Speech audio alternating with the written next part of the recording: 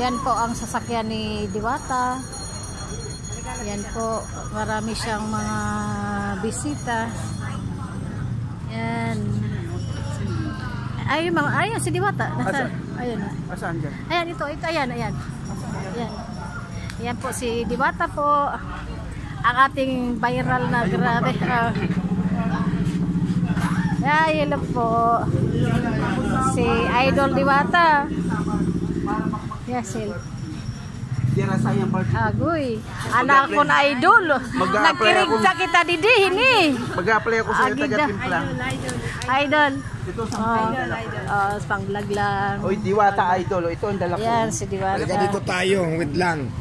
Idol. Yes.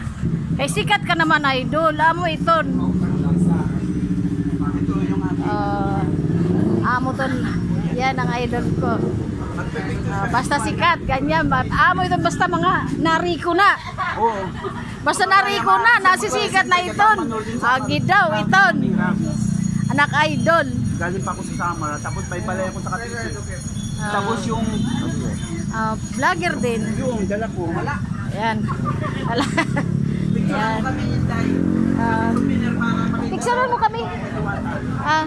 Idol ba magpa-picture anay? Ay, so like iton. Idol agad, tak idol. Salamat. Idol ko yan. Dali lang. Thank you. An mga waray nagkirigta pero ani Rico na inhiya sikat pagod. Amoy nam nga. Picturean ko may Diwata. Yan. Thank you Idol Diwata. Good luck sa imong career. The best. O di ba? Ganyan kabait si Diwata. Gandaan mo. Maubuutan to niya. Yes Boya Bonda. Yes. Oh, ayan, dami-daming nagpa-picture. Yes. Mabait si Kabayan Diwata. Kahit mayaman na yan, hindi yan nagiging mapagmataas. Yes. Ganyan. Ganyan. Thank you Diwata. Thank you. Parang kilala ko si Ma'am eh. Parang kilala ko kayo eh. Ang dami ko kakilala eh. Marami ko kakilala. Yan. Andito kami. Yan. Pinagkakaguluhan ngayon si Diwata po. Yan. Ang dami. Ganyan po pag nasikat po.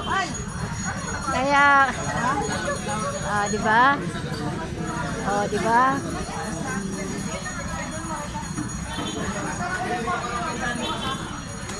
Yan. Satisfied. Yan ang pinagkakaguluhan po ngayon si Diwata. Sulit ang biyahe namin from Batangas kahit nahuli po ako ng pulis dahil po nag-counterflow ako pero solid po.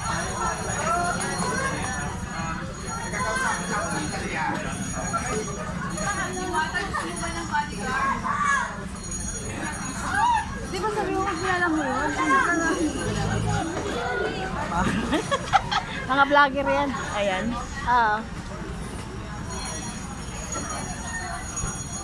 Ayan, pinagkakaguluhan. Ayan, thank you po. Dito po kami sa pwesto ni Diwata. Yan po. Ang dami mga vloggers po dito na mga nakikiusyo. So ito po, sasakyan po yan ni Diwata. So ang tagumpay niya ay tagumpay ng lahat. Dahil po sa kanyang tagumpay ay marami po ang nagkaroon ng negosyo, mga vloggers kumita, ay nagba-viral din kanilang mga tawag dyan, mga content. So kahit ako'y napagod papunta rito sa layo ng biyahe, isulit naman po dahil kumbaga na silayan ko naman po si Diwata. So hindi po sayang ang biyahe ko. Uuwi ako, matutulog ako masaya, nakangiti dahil dyan kay Diwata po. So thank you po sa lahat ng nanood sa aking vlog. At medyo nagwaray ako kanina kasi si Diwata po ay aking kababayan. Yan po ang sasakyan ni Diwata. So dami pang mga vloggers na darating.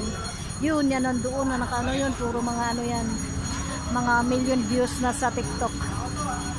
So, hindi ko lang gaanong nilalapitan dahil syempre, may kanya-kanya tayong ano privacy. Ganyan.